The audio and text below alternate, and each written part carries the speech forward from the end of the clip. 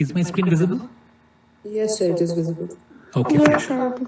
So let's go ahead.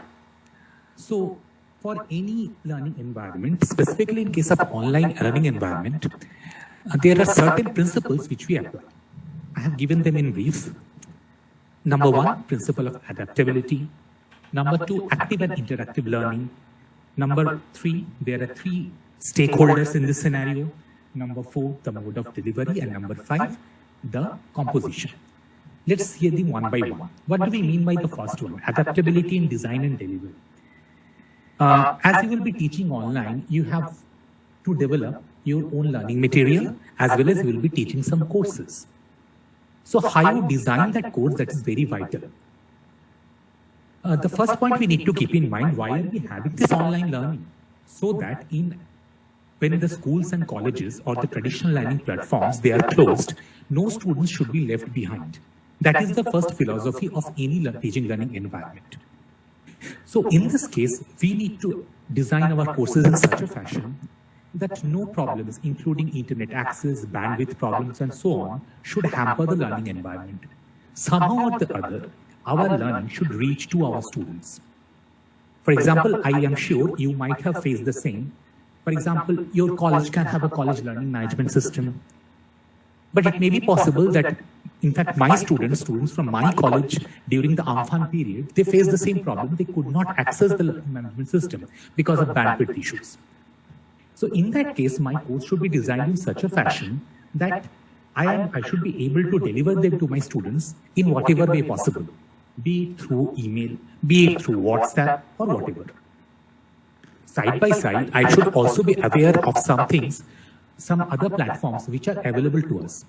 For example, let me ask you a question. How many of you have heard of the SWAM program of the Government of India? Please raise your hands. I hope you know there is a hand raising feature in GMeet.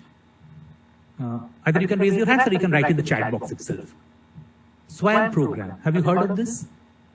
Or you can unmute and speak as well.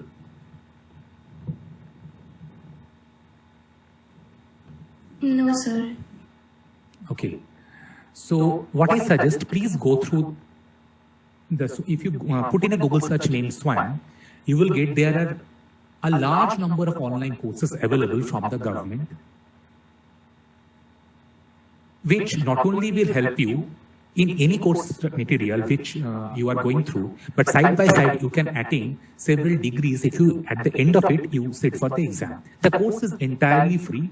If you want to have a certificate, you just need to get yourself registered and sit through a proctored exam. 1,000 rupees is the fee, and you can get the certificate. But at the same time, there is something known as Swayam Prabha. The learning materials are beamed over 32 television channels in several regional languages, including Bangla or Hindi, whatever may be your native language. So it is far more easier in our country to have access to a television than to have a smartphone with a smart internet connectivity. So even if I don't have a smartphone, I don't have internet, but I have a television in my home or somewhere in my locality, I can access the learning material. And about that, I should be aware. Then only I can be able to do it. This is the adaptability of my design. And delivery, just let me show you example. See the figure at the bottom? If you go through a website, you can open it in a laptop, in a desktop, in a tab, or in a smartphone. You see the same thing, but in a different fashion. That is the adaptability. The website has been designed in such a fashion that it is accessible through any of these three mediums. So, in a similar fashion, our courses should have the same adaptability. This is the first principle. Number two, the learning should be active and interactive. It should never be a one-way. For example, it can, if I just go on from the teacher's point of view without having any input from the student side, it is basically remote teaching, which I can do, which is not very successful. Any learning technique should be a learner-centric technique where the learner, the person who is learning, he is at the helm or at the center of the entire learning activity. And it is the duty of you as the volunteer teachers to make your courses interactive so that your learners can participate, and only then you will achieve the goal of your learning job. Then comes the third point, that is who are the stakeholders here. So this has been named as the 3 C's of online learning. Number 1, the content, that is the study material which you post to your students either synchronously, that is right now what we are having is a synchronous class, or it can be done through an asynchronous fashion. For example, you can deliver your content to your students beforehand, ask them to get prepared, and then have a synchronous class. This type of concept is said to be a flipped classroom. Traditionally, what is being done to a classroom, a teacher teaches, okay, this is the principle, this is the concept. But here, you provide the material to the student beforehand, ask them to go through it, and in the class, you can address their questions. In that way, you promote the students to go through the study material, have their own critical thinking over it, and then you can address them. Second is the coach, that is you. So these two, we are technically aware that, okay, we will have a teacher, we will have a study material. But what we often neglect is the community, that is your students, the learning community. In a classroom, we have a benefit that all the students are right in front of us. We can see that, okay, what they are doing, but not in an online platform. For example, students may be physically present but mentally absent. For example, here we have a small group of students, all of you are having your camera on. But when you are addressing a large students, for example, if there are 50 students in your class, because of very logical bandwidth issues, you can't expect all of them to keep your camera on. So what do you do then? Involve your community. That is another thing you need to keep in your mind. Number 4. For any online learning environment, the asynchronous session, that is which does not go on face-to-face or parallel, it has to be greater than the synchronous session.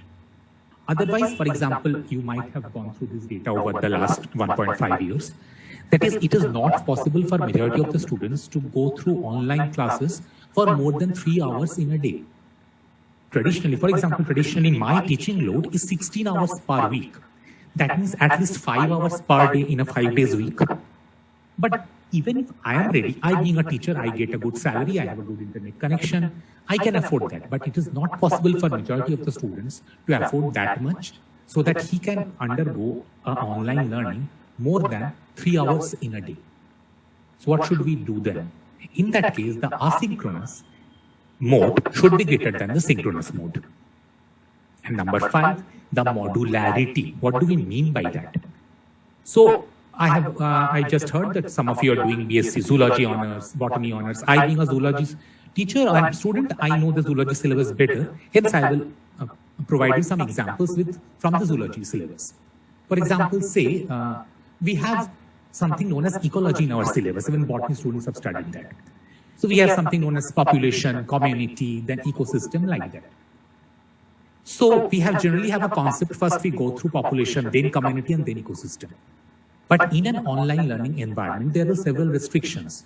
For example, traditionally, if you had 6 months, right now it may be possible that you just have 2 months or 3 months.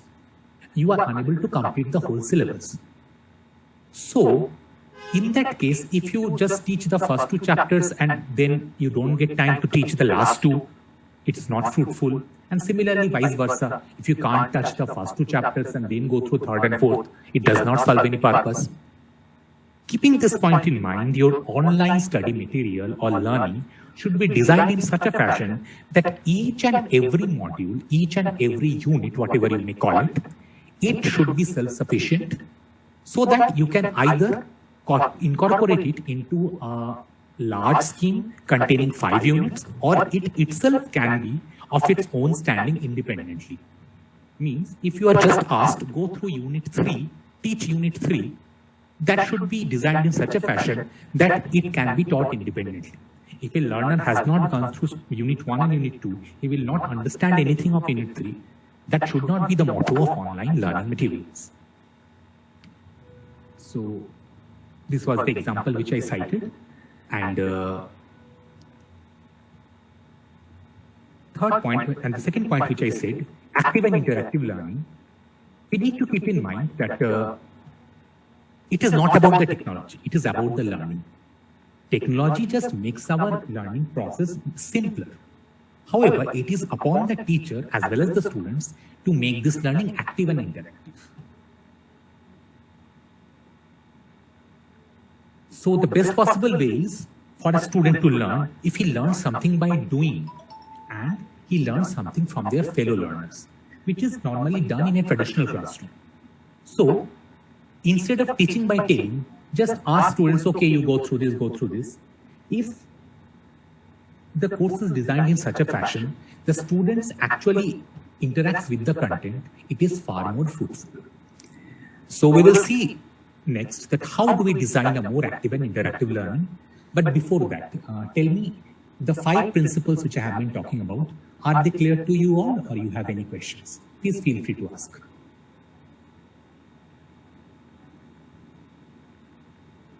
Any questions, anybody?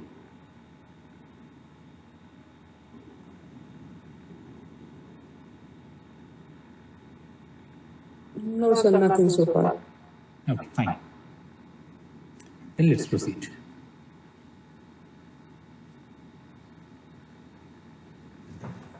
So, a well-designed learning, what is it? Normally, whatever a teacher does in a traditional classroom, the same can be done in an online classroom. But it is how you design it, that is how you incorporate these 3 contents in your learning environment, that is most important.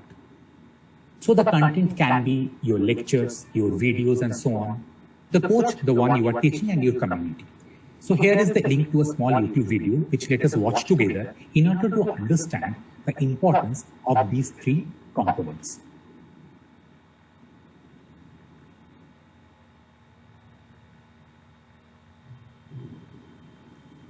Has my screen changed? I have gone to a YouTube link. Yes, sir, it has. Yes, sir. Okay, so let's watch this video.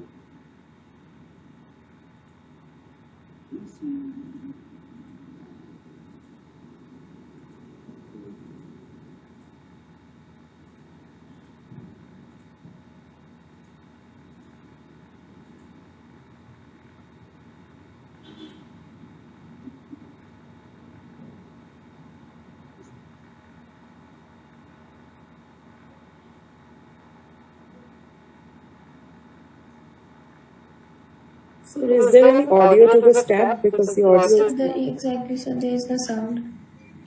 You cannot hear the sound? No, sir. No, sir. Okay, just a minute. Just a minute.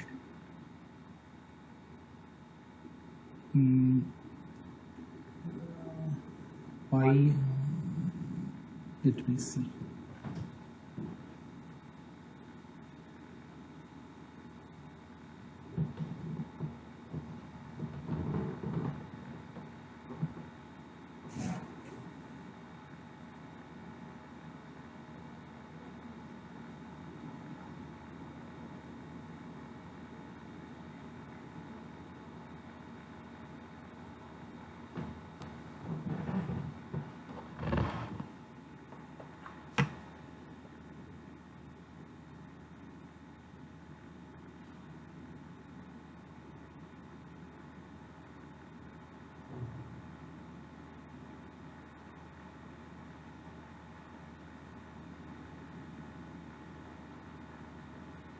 Just see whether you can hear it now.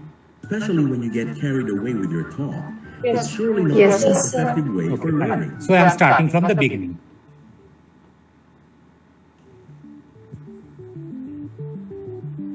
The 3 C's of online learning.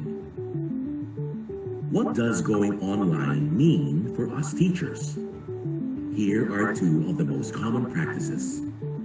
For many, it may mean doing exactly what you do in a face-to-face class, except this time, you're doing it online. So you deliver your lecture live, sharing your slides with your audience, or you could just record your lecture and ask your students to watch it at a different time. This is called remote teaching.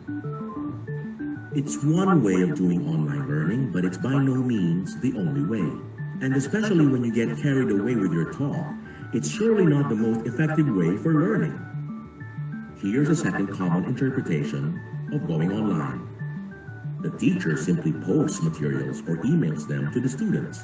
These materials may be documents for students to read or videos for them to watch, or they could be a series of tasks assigned to be accomplished and submitted at a given deadline.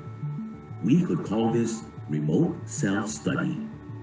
It's another way of doing online learning, but neither is it the only way, and it's certainly not the best way to help our students. There are many different kinds of online learning experiences that we can offer our students, and the key is not to limit ourselves only to remote teaching or to remote self-study. Here's a helpful recipe in cooking up effective online learning. All we need are 3 essential ingredients. Let's call them the 3 C's of online learning. First, you need content. This one's a no-brainer. Obviously, for our students to learn, they need to learn something. Content comes in many forms. An article that you have curated from a website, a PDF of a selected chapter of a book, a real-time or recorded lecture that you deliver to your class, or a link to a particularly engaging YouTube clip on the subject matter. The real challenge is how can we share content with our learners so that they actually end up engaging with it and getting into it. If they just browse through the content, as we tend to do when we're reading online, there will be neither deep thinking nor deep learning. The second thing we need, of course, the coach. And by coach, we mean the instructor or the teacher. The instructor's presence in an online class is a crucial ingredient of online learning. You as the coach can maintain your presence in a variety of ways. You don't have to be at a synchronous meeting with them all the time. You can also interact with them as effectively by responding to the posts they make, by marking their submissions and giving them feedback. The question is, how and when? For effective learning, we need to deliberately design and strategically schedule our presence and interaction with our students. The final and often most neglected ingredient of online learning is community. That is, the class or the group of learners taking the course. When students join an online class, they are joining a community of learners. Students can learn so much more from one another through discussions and group work, so it would be such a waste to keep the online learning experience individual and private. Our goal as designers of online learning is to make available different opportunities to interact with one another and to learn from one another, whether in small groups or as a whole class, whether at the same time online or at different times, whether in the presence of the teacher or not. So when we talk about online learning, we're really referring to a whole range of diverse learning experiences offered to students so that they can engage not only with the content or the coach, but also with their community of learners. It's important to have a balanced recipe. As we can imagine, too much of one ingredient is bound to spoil the meal. Too much of the coach, no matter how brilliant, yet your learners will want some more flavor or may even end up with a bad taste in their mouth. If you add too much content and too little of the others, you will most likely give your learners indigestion. Finally, an overdose of community may actually get in the way of learning itself. Learners may have fun, but not learn anything substantial. Remember, the best designed online learning experience, like a well-balanced meal, should not only offer a variety of flavors, but should, more importantly, also pack a nutritional punch.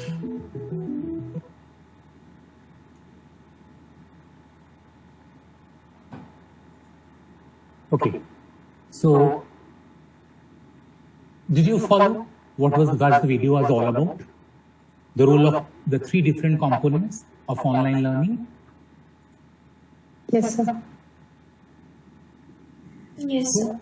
That's how you need to balance your course in between these 3 components.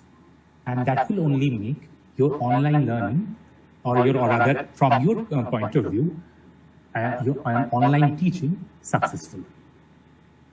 So let's proceed further. I'm back to my PPT. I guess it's visible. Yes, sir. Okay. Yes, sir. So, as I was saying earlier, the asynchronous delivery should be greater than synchronous in case of online learning. However, it's not that you should go for completely synchronous or completely asynchronous, because it is always dependent on certain factors. Each has its own benefits and drawbacks. For example, the benefit is, in case of a synchronous class which you are having face to face, if there is a question, you can answer it immediately. There is a spontaneity to the entire thing. If you look at your students, you know whether they are actually getting it or not. And as they are together, it creates the greater sense of community. They know, okay, these are my fellow learners. I can interact with them if needed. However, you may call it a benefit or a drawback at the same time. The persons who are more articulate, they often tend to hog the limelight. For example, in a class of 20 students, there will be, say, 5 or 3 students who always they will raise their hands, okay, sir, I know this, I want to answer. But there will be some 6 who will never want to speak up. They are often shy or they are often introverts. That problem may be avoided in case of an asynchronous medium. So, whatever are the drawbacks of the synchronous medium, they are the benefits of the asynchronous medium. For example, they don't need to be in the same time zone. For a synchronous, for example, right now we are having a synchronous class. You and me both need to be in front of our screen 7 to 8 p.m. this Saturday, 28th November 2021. But had it been an asynchronous class, I can record this lecture whenever I am free. I can provide it to you. You can hear it as and when convenient to you. Likewise. For example, with families and busy schedules, it's often difficult to have a synchronous class. And it often provides a very limited time. For example, we have a 1 hour time. I can stretch it to say 1 hour 15 minutes. But if I want to have a continuous 3-hour session, that is not possible, neither for me nor for you. So these are the drawbacks of the synchronous session, which are the benefits of the asynchronous session. Why are we discussing this? Whenever we are discussing this, please keep in mind our principles, that nobody should be left behind. If, say, a particular student is unable to attend a particular online class synchronously, if you have your class recorded, you can provide that students to the recordings later on, and that student can also avail the benefit of your class. That is the principle. So, finally, the modularity. As I was discussing that we need to have these two, each and every individual units to be independent so that we can so that they can be taught independently of what has been taught earlier or what will be taught next. So that each and every part of your teaching becomes fruitful. So again, I have a video which will help you understand better.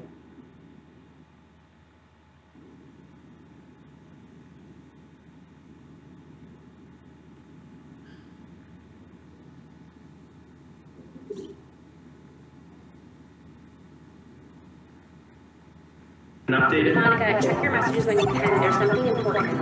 I need to get them ready. Is it visible? Yes, sir. Yes, sir.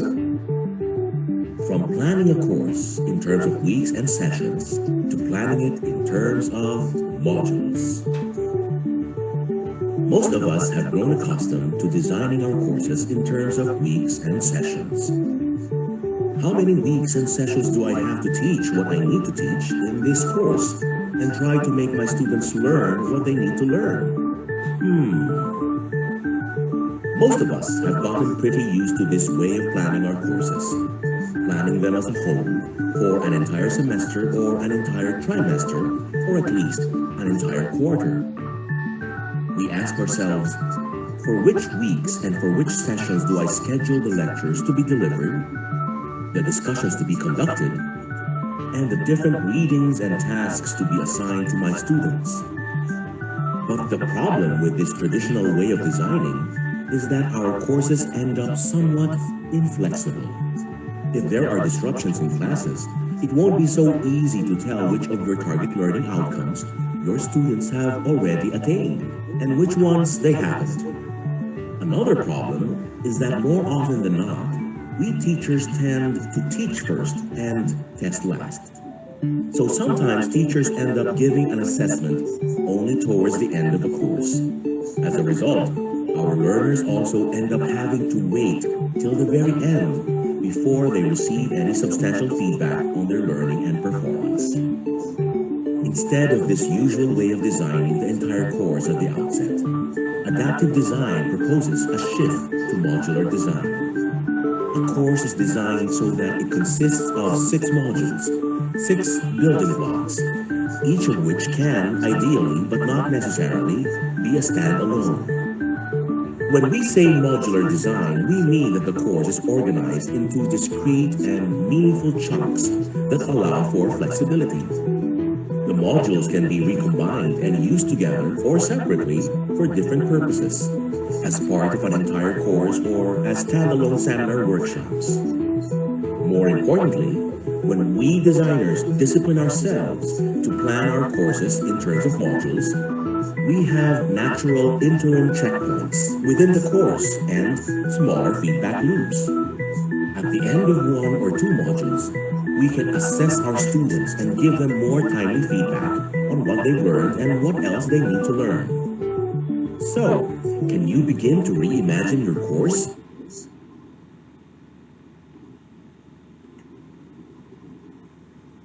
Okay, I hope that video made it clear the importance of having your course in separate modules and, most importantly, the importance of feedback before the end semester exam. We go on teaching for 6 months and then we come for an exam. What if my student has not understood? He has not got a grasp of the course. Then I say, okay, you have done bad. But what is the chance of improvement then? Because he will be moving on to a next semester or a next year. And it is not possible for him or her to look back what he has done in this semester. So it always helps to have an assessment at the end of each module or in between the modules, so that the student as well as the teacher, both sides, they have an idea that, okay, this is going right or this is going wrong. If this is going wrong, this is how I need to correct it. And we do not wait for the end of the 6 months. For example, you may find in your class, or right now I am asking you, okay, have you understood till now? Why? Because if something you haven't followed, before going forward, we need to set that right and then move. Otherwise, if something remains a problem right now, that problem will go on accumulating and will become more and more bigger as we proceed. So, is this clear to you all? Yes. Yes, sir. Yes, sir. Okay, fine. So, I guess we can move forward. Now, the point again we need to keep in mind that we are talking about designing courses. So, our courses should be designed in such a fashion, or we should deliver them in such a fashion that our target audience, that is our learners, should be able to connect to them. As I was saying, but as you have seen in the first video itself, whatever we do in a traditional classroom, if we do the same in an online classroom, it's not going to help us in the long run. For example, as normal classroom, we have a teaching by telling. The teacher tells, okay, this is the principle, okay, you do this, you do that, certain set of instructions. We should not follow that same principle in case of an online learning. For example, just I make say I get a Xerox from a book and I post it to you over email or WhatsApp, and then in the class, I just dictate the same. What purpose does it serve? Let me tell you, it does not serve a big purpose. We need to make our courses interesting. How? We will see. But in order to make that course interesting, some points need to be kept in mind. Number one, it should be, specifically for online courses I'm talking about, your courses should be segmented or chunked, that is in small groups. If you have a continuous 1 hour traditional class, you should not post a continuous 1 hour long video. Because over the past several decades, all the research in case of learning has shown that the attention span of students does not hold good for that long. it is maximum 15 to 20 minutes. Ideally, if you can have a 15-minute lecture, fine. But you will ask me, sir, I have this much to cover. What do I do then? So you just make it short. Make one lecture into 3 mini lectures. For example, if you have a 45 minutes class, make it into 15 mini lectures or mini videos for your online class. Otherwise, what will happen is known as cognitive overload on your students. It is like running a marathon race, which is not very advisable. Because the way our mind works, it accumulates information, it processes information, is not in a very continuous fashion. Right now you are in this class, but at the back of your mind, something might be playing which you have something, say, you have to do something tomorrow morning. Or you have, say, a persistent family problem or a health problem. We try to concentrate, but in our subconscious, those things keep on accumulating, which we just cannot ignore. So, in order to achieve that, we should have a segmenting or chunking in order to avoid this cognitive overload. So, I have an exercise for you. Please keep for the next video, please keep your pen and the paper ready, and we will have some questions at the end of this video. Please get ready. Let me know when you are ready. Then I will play this video.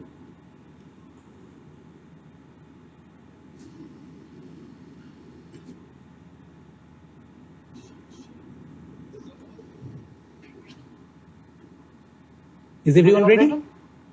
Yes, sir. Yes, sir. Okay, fine. So, with this video, you will have some questions. You need to find the answers. Mind you, this video is not a very straight plain video. This is a video on multitasking. And what happens if cognitive overload does take place? This video is all about that. So you have to pay real attention in order to achieve the answers. Don't worry, this is not right or wrong. This is a fun exercise to make you understand.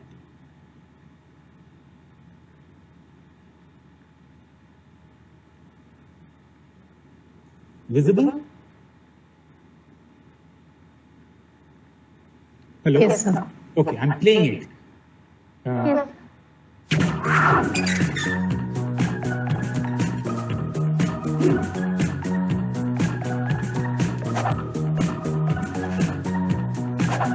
So please play it on a full screen.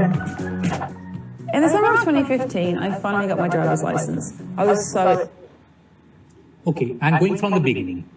Let me tell you, there are two stories going on. One which you will hear and what you will see on the screen. You need to pay attention as much as possible to both the stories, and at the end of the video an exercise is going on. So you need to see as well as hear, mind you. Clear? Okay, sir. Okay, start.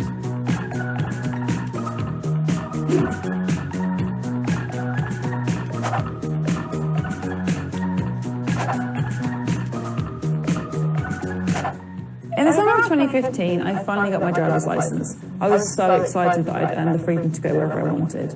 My mum congratulated me on the hard work and surprised me with my favourite ice cream cake. As I took my first bite of the chocolate crunches, my mum told me that any time I wanted to borrow her minivan, all I had to do was fill out a 5-page request form that had over 30 questions on it. I'm so glad my mum treats me like an adult now. Okay. Now we will have the questions. Okay. So after each question, we will ask that how many of you have got it right. Okay.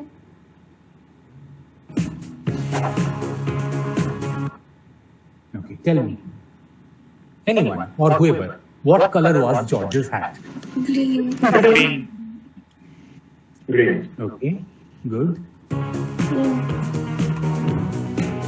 Correct.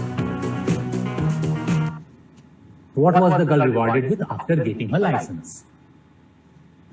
Ice cream. Ice cream, okay. Anybody I else? Her mom gave her something, I don't remember what. Okay. Chocolate cake. So this answer to this question is chocolate cake. During which season did the girl obtain her license? Summer of 2015. One by one, please. Somebody said summer, I guess. Yes, sir. Summer of 2015.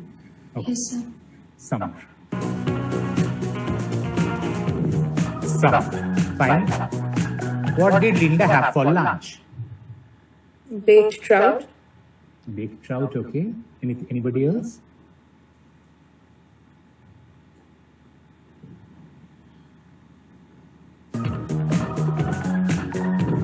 Baked trout, very good.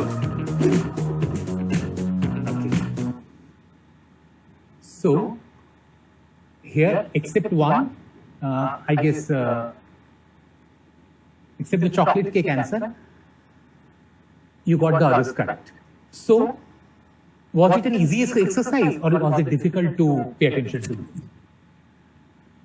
Difficult. Very difficult. It was difficult for me at least. Difficult, sir. This is the real life scenario in which our mind processes information. You are going through a particular thing which is written on your screen, but that does not mean our mind is not having something else played at our back. Or even if I am listening, it must have often happened to your class. Your teacher have said, "Hey, ওই দিকে তাকিয়ে আছো কেন? আমার দিকে তাকাও। এই তুমি কি ওই অন্য কথা বলছো?" That is the same. We may look at the teacher, we are facing the teacher, but in the back of our mind, a scene from a movie we have seen last night might be playing. This is very normal. And this is cognitive overload. So, if you're teaching material, this has been scientifically proved. And mind you, this has not only this has been, when I have attended a course from IIT Bombay, they have performed experiments with us and they have shown it. Whenever your learning material goes beyond 20 minutes, your mind starts diverting. You may watch a movie on Netflix for say 2 hours at a stretch, but when it comes to this, when you have to study something actually, after 20 minutes your mind starts diverting. Are ki এতক্ষণ ধরে বলছি রে বাবা ভালো লাগছে না কখন শেষ হবে? We have a feeling like that. So and this holds good for a traditional classroom as well. Online, far more, because you have the access to just to shift a window. You have something, suppose you are going through a book or a PDF, you just open another window and you listen to a song. Or you play through what is the next movie coming from the Marvel universe, you go through that. You are not skipping your study material for your study is in front of you, but you might be listening to say Ed Sheeran on your headphones. So we say it's actually helping me. Oh, this music is so good, it's helping me study. But what my mind is going through, my eyes are going through that study material, which is being taken to my optic lobe. But on the other hand, in my temporal lobe, I have the shape of you going on from Ed Sheeran at the back of it. So both of them gets mingled and it is dependent on my mind to separate them in different compartments. If you study further in biological science, neuroscience has proved that our brain has separate compartments for everything. And there is a distinction between a male brain and a female brain. So we have different compartments for whatever we do. So it is upon our brain, for example, in a computer we have a processor. In a similar fashion, our brain also has a processor which has to process these things. So let's help the processor of our brain and don't create a cognitive overload on our learning. That is the motto. Okay. Can we proceed? Yes, sir. Yes, sir. Yes, sir. So that is the importance of creating segmentation or chunking in our study material. Next step. You being today's generation, you know this better than me, memes. You highlight the big ideas. You use some signals, some metaphors or examples. For example, I am a zoology teacher, so I am giving an example. Zoology students know this. In our cell biology course, we have something known as protein folding, where the misfolded proteins are being degraded by a ubiquitin-mediated pathway using a proteasome. So, misfolded protein, ubiquitin sees it, it destroys it via proteasome. So, this is the ubiquitin molecule and this fire is the proteasome. As the fire burns the paper, in a similar fashion, proteasome degrades some misfolded protein through ubiquitin. Whatever line after line is written in a book, it is very difficult often to remember everything. But if you have something catchy like this, it remains at the back of the mind. So it's easier for you to recall what is the central idea. So it is suggested that whatever the central idea of your lecture is, online lecture is, you make it interesting. This is how you make it interesting. By you highlight them, you can use different fonts, different colors, you can use metaphors. For example, right now I used metaphors. Whatever I told you to process cognitive overload, the PDF and Ed Sheeran playing at the back of your mind, what is that? Nothing but an example which makes you understand better. So these examples we often understand better and we remember better. So this is the kind of signaling which we are initiating. Then go audio-visual. So say something which you have studied 2 years back and the movie which you have watched 2 years back. Give me an honest answer. Which one do you remember better? Movie. Everyone's answer is movie. But have you ever given a thought why? The answer to that why is it is audio-visual. Again, it has been scientifically proved. Whatever we do audio-visual, where we engage both of our senses, we see it and hear it at the same time, it helps us to understand better and remember better because we kind of live that experience. If we just go through something, you imagine, but when you see it, it strikes you better.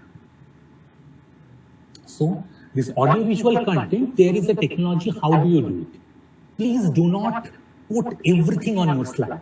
Just continuously you are writing pages after pages, whatever is written in your book or the PDF, you post everything. No, just give the main points. For example, use bullets or numbers, just give the main points. Rest, you explain synchronously, or if it is an asynchronous class, you just use the voiceover format. Do not put everything in your slide. Leave all the lengthy explanations for the voiceover. And finally, you need to set up a deep dive. Deep dive means what? You need to make sure that your learner is actually learning. He is actually interacting with your content. How do you do that? First, let's watch a video again, and then we can address this question in detail.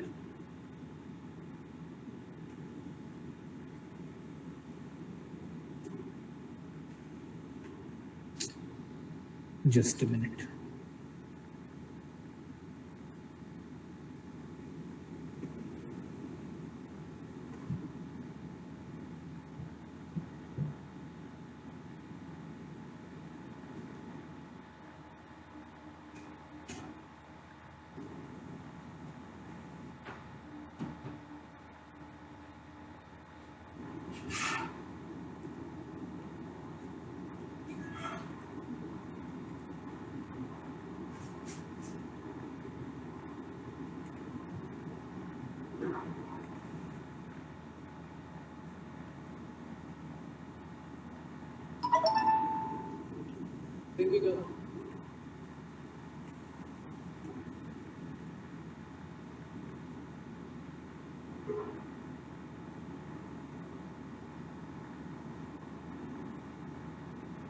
You can see the screen? Yes, sir. Yes, sir. Okay. Tracking a data scientist role at a top tech company? Well, the research data says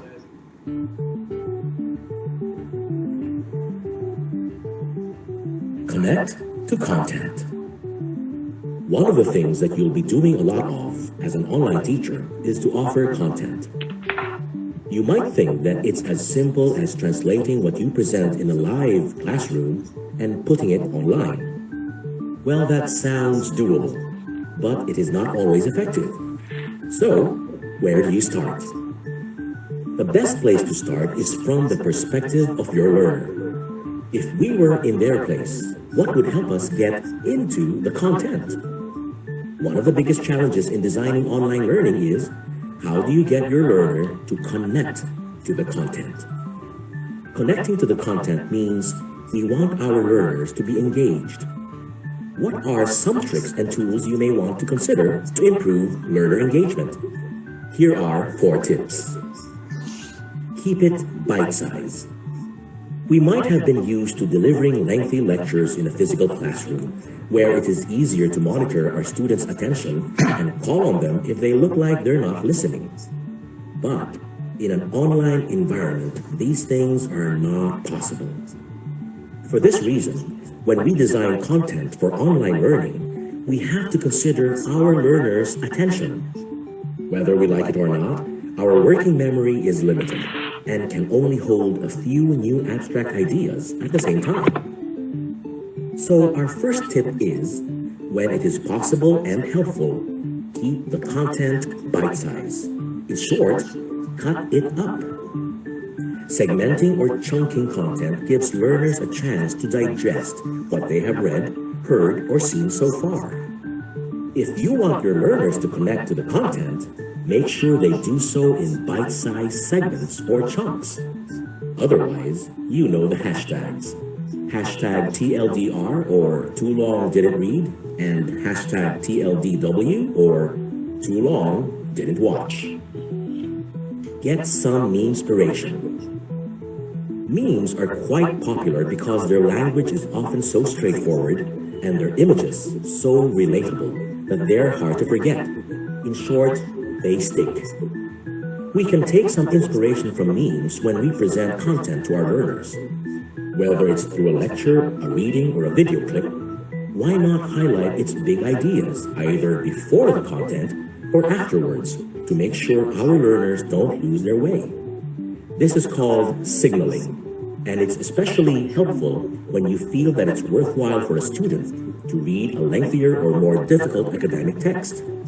You can introduce the text by telling them what central ideas to expect, how these ideas will be developed, or simply by proposing questions that they should try to answer as they engage in the content. Afterwards, you can summarize the big ideas and further clarify them by relating them to ideas and experiences that your learners might be aware of. Sometimes, all it takes is one good metaphor or a couple of relatable examples. Go audio-visual. One of the best things about technology is that it can help us design an audio-visual learning experience.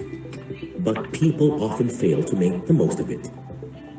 Have you ever attended a lecture where the presenter just read out exactly the text that's on the slides? If you're like the rest of us, you most likely struggled just to listen, or you just switched off the presenter and simply read through the slides on your own. Doing both seems like a waste of time and energy.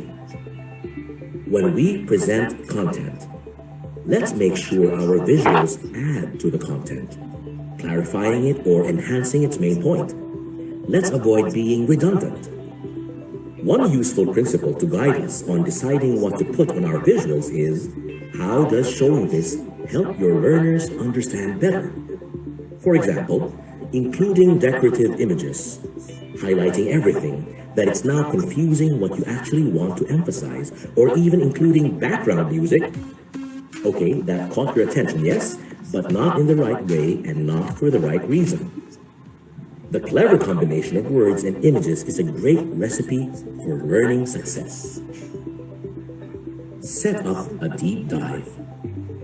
The most important reason for us helping our learners connect to the content is for them to dive deep into the content.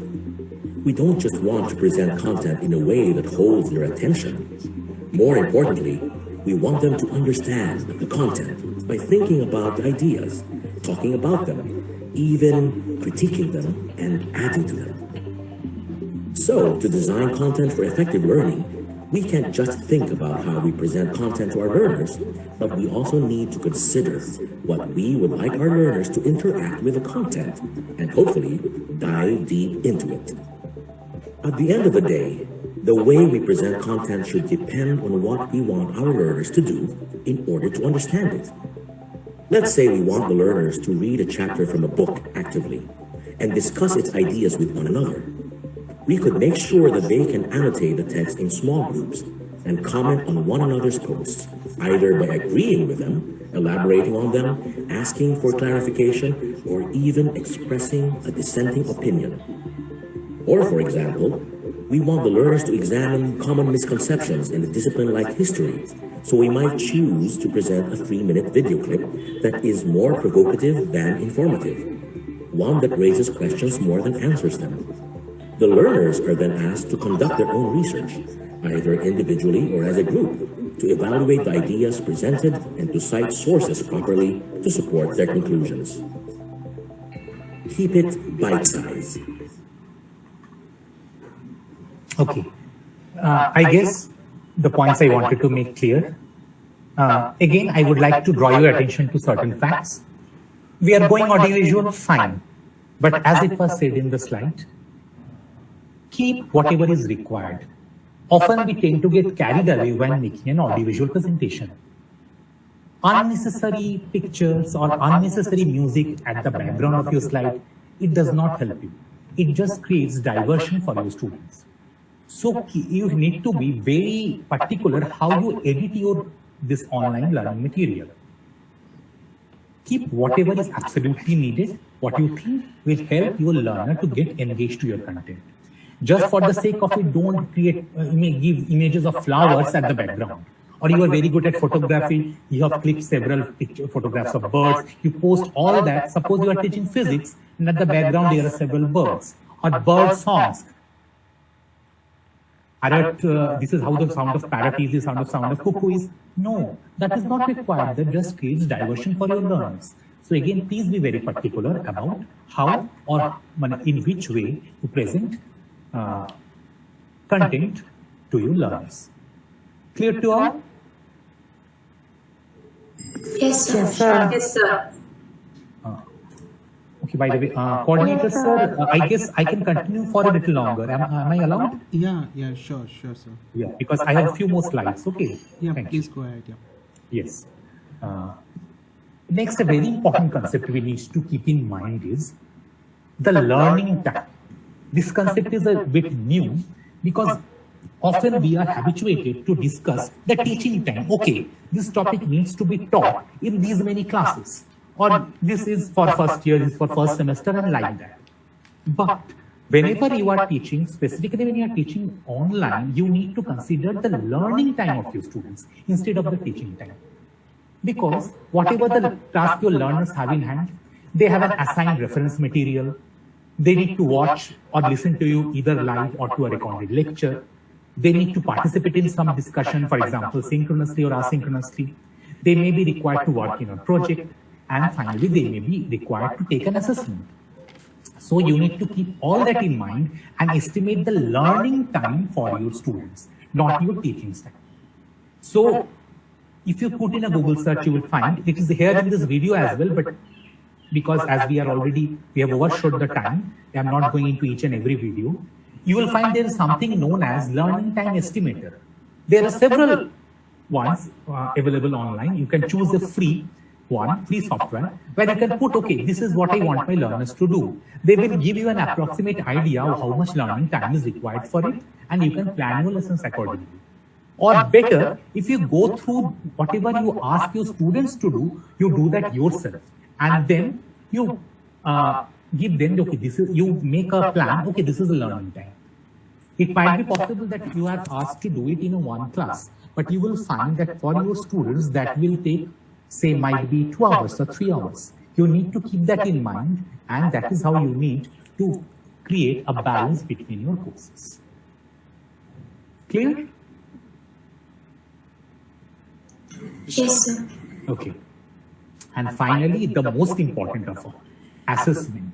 You need to assess your students, and in an online learning environment, assessment becomes far more important. Now, for this assessment can be a non-authentic assessment or an authentic assessment. What do we call a non-authentic assessment? You will be surprised to see what is being we are traditionally doing. It is a non-authentic assessment, which has a single correct answer, yes or no. Okay, for example, if you are asked, say, how many bones in your body? 206. Fine, you can memorize, and so anybody can memorize, give it. But what is the ultimate goal of your online learning? You want your learners to achieve some competence in any particular field. How will they achieve that competence?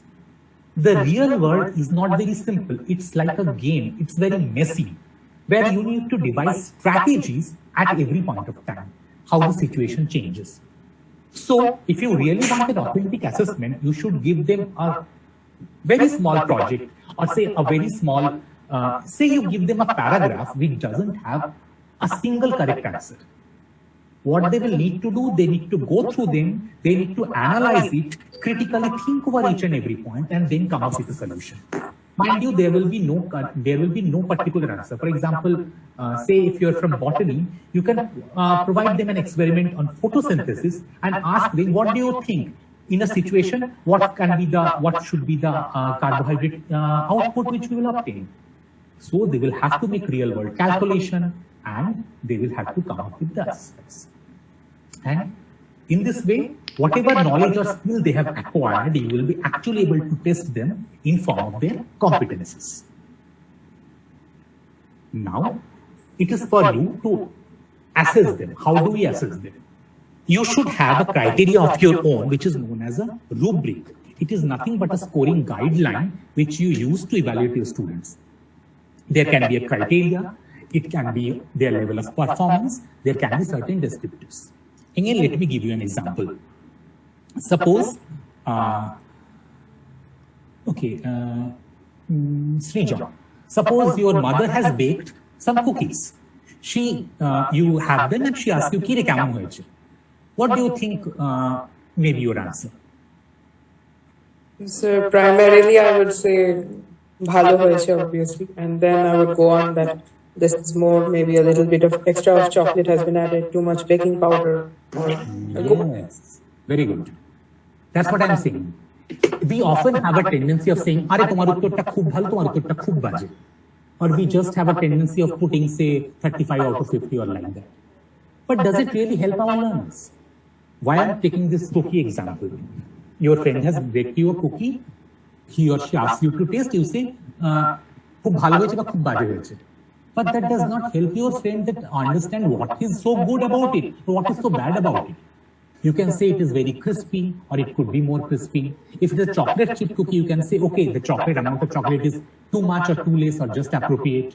Or the size, you can say, I want it to be bigger or smaller. So this is said to be some authentic assessment or authentic feedback which you can give your student. And in order to give this to your student, you should have the criteria clear to yourself. Okay, I'm going to assess my student on these parameters, and based on these parameters, I am going to give feedback to my students. Not just by saying, okay, very good or very bad. But that does not make any sense. Nobody will understand what is very good or what is very bad. Clear?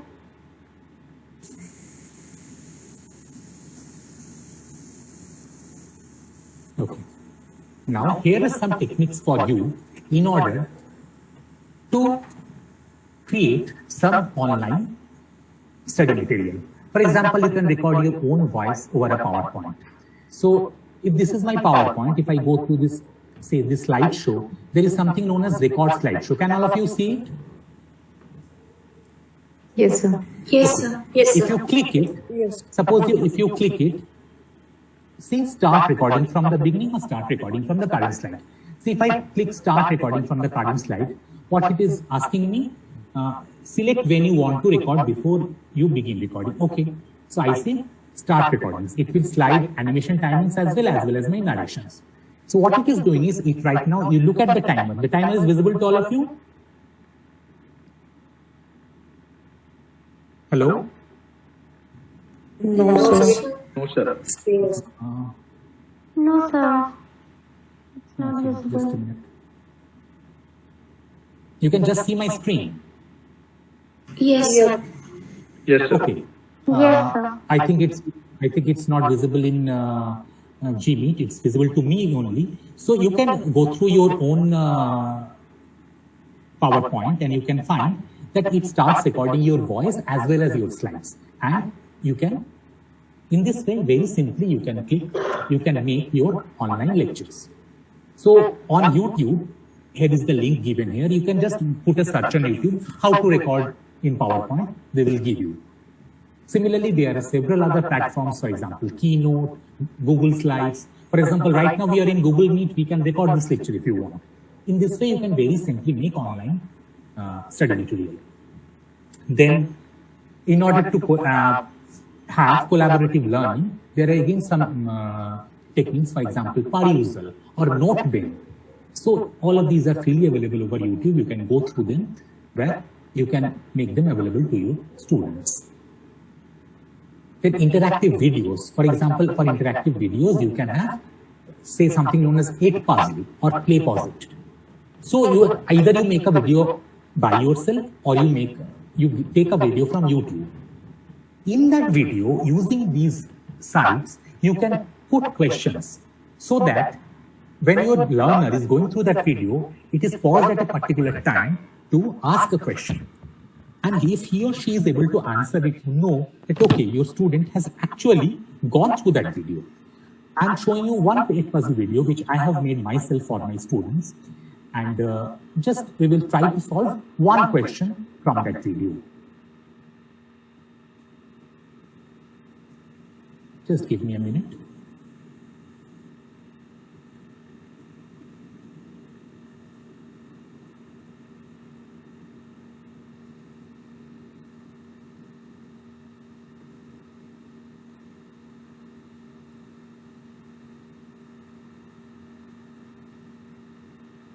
Can everyone see this?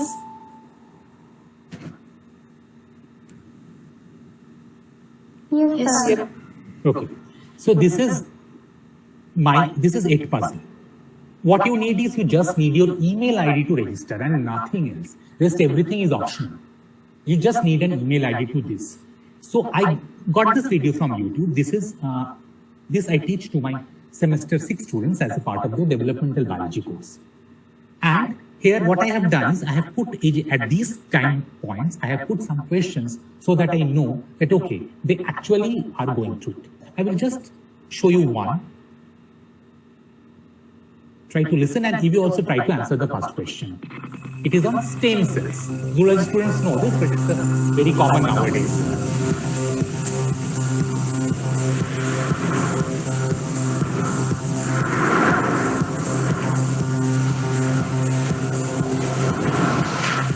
We hear a lot about stem cells these days. But what are they? Where do they come from? And what do we really know about them? Inside our bodies, there's a microscopic world, busy and complex like the world around us. Stem cells build and maintain this world.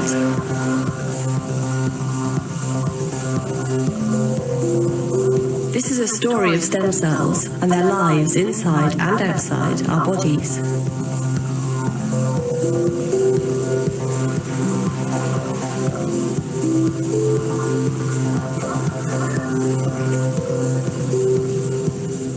Life begins with one cell, the fertilized egg. Throughout development, cells divide over and over again to produce the billions of cells that make up the body.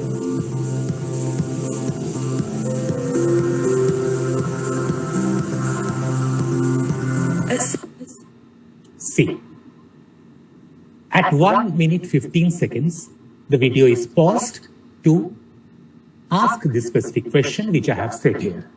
Life begins with which cell? And this question is only from whatever has been covered till now. So if the student has actually listened carefully to this 1 minute 15 seconds earlier, he or he should be able to answer this question. So, any of you would like to try? Sperm and egg cells. Which cell? We need one name only. Sir, germ cells. One specific. Would you like to rewatch? The zygote, sir. Goat. Okay. The fertilized egg or the zygote. That is correct. Okay. So in a similar fashion, you can put several questions. For example, I have put 5 to 6 questions here in this video, which you can do for your students. And again, it is available over YouTube. They will show you how to do it. And finally, for classes like this, for synchronous classes like this, we have something known as Mentimeter, where we actually know that what is being done. So I will ask all of you to please go to www.menti.com and put this code as shown here in the slide. When you are done, please let me know. Just type www.menti.com and there put this code.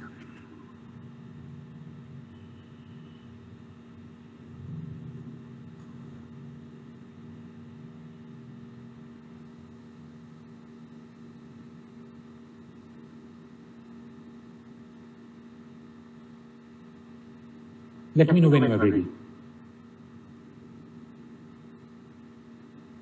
www.menti.com, code is 91631582. Okay, I'm already having answers. So the first question is, have you used Estimator before? Please put in your votes so that we know. I've got 2 answers already. Sir, can you show the code once more? 91631582.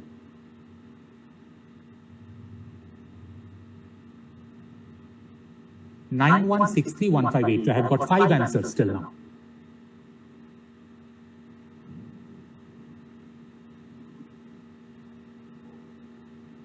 I'm sharing my Mentimeter tab as well so that all of you can see it as well. Okay. So all the 7 answers are here. 3 of you have used Mentimeter before and 4 of you haven't. So this is how you can engage your students in a live class. So all those who have used it before, you know, but all those who haven't used, you can just try it. Then just let's do one more question. Which principle of adaptable design is most important? Options are given here. Just put in your vote. We have seen 5 principles and 3 options are given here. Adaptability, active and interactive learning, modularity. Which according to you is the most important? So the question is not yet visible on my screen. Not visible in your screen? No, sir. They're asking please wait for the presenter to show the next slide. Yes, sir. Same thing for me also. Why? But I am already on the next slide. I guess it's taking some time.